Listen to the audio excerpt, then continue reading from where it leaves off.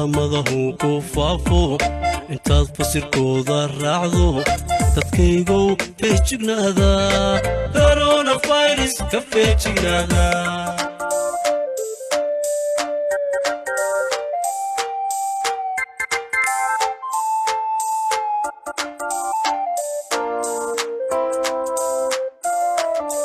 corona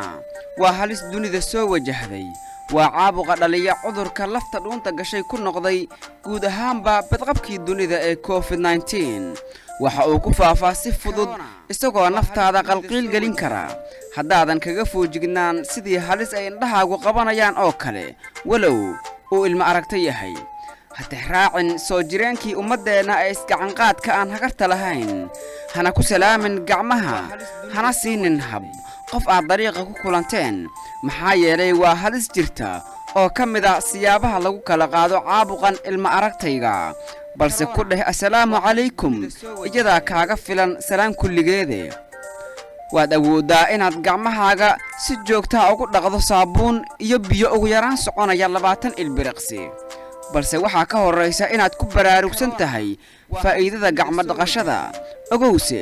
muhiim ay taasi u tahay badqabka ehelkaaga kan asxaabtaada iyo guud ahaanba kan macaamiishaada mitir iyo bar amaba 2 mitir waan ogahay in ay dhaqan ahaan kugu adag tahay inaad u jirsato qof ehel ku ah amaba aad xidid iyo xigaal tihiin duruuftuse waa lama huraan corona ehelnimo ma dhowro xidid xigto iyo xigaalna ma xushmeeyo habooqan hana fariisan goobaha bulshadu ku badan tahay waan ogahay inaad tahay qof bulshaya balse caafimaadkaaga ayaa ku jira inaad xilliyadan adag oo kala noqoto gooni socod ha aadin iskuul